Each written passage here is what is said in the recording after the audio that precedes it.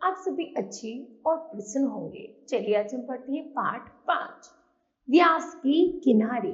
यह एक यात्रा वृत्तांत है। करते हैं इस पाठ की शुरुआत। चलिए पढ़ते हैं।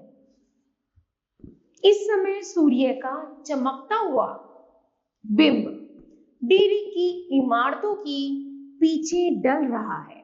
पश्चिम का आकार नारंगी, गहरे लाल और जामुनी रंगों से चमक उठा है और यही शोक रंग नदी में प्रतिबिंब होते हुए कुछ हल्के लग रहे हैं।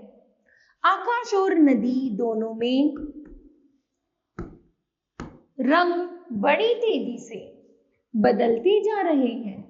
चांदी की चौथाई मील चौड़ी पट्टी जैसी यह नदी दक्षिण की ओर बहती हुई 2-3 मील तक और उत्तर में बल खाती हुई 8-10 मील तक दिखाई देती है।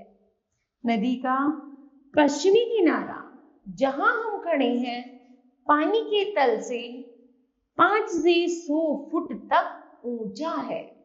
इसमें कई स्थानों पर जहां से वर्षा अनगिनत सदियों के दौरान मिट्टी बहाकर नदी में गिराती रही है, गहरे गड्ढे हैं। यहाँ से 300 गज दूर ऐसे ही एक गड्ढे के किनारे 2 साधु भजन सिमरन में बैठे हैं। इस समय वे कोई भजन गा रहे हैं। डेरे के उत्तर की ओर निरंतर रहट चलने की आवाज आ रही है। रहट के बैल धीरे धीरे और एक ही गति से चलते आ रहे हैं और 60 फुट गहरे कुएं में से जल निकलता आ रहा है। नदी की धारा के पार पूर्व की ओर दूर तक पीली बालू बिछी है, जिस पर गहरी भूरी मिट्टी की धारियां पड़ी हुई हैं। उसे परे दूर तक फैले पीले और स्लेटी रंग के खेत शाम के गहराते सायों में धुंधले दिखाई देने लगे हैं।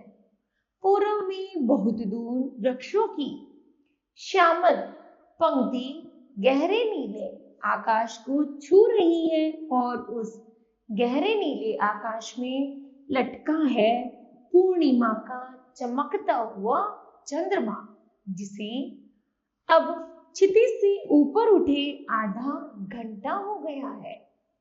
उसका रूप पहला दिन चमक ही शुभ लहरों के लंबे पथ के रूप में नदी में प्रतिबिंब हो रहा है। ये तरंगे इतनी सूक्ष्म है कि इसकी गति का पता ही नहीं चलता। नदी का बहाव बहुत धीमा है, इसलिए वह इसके गहरे निःशब्द की शीशे की तरह चमकती सतह में हल्की सी थिरकन उत्पन्न कर रहा है।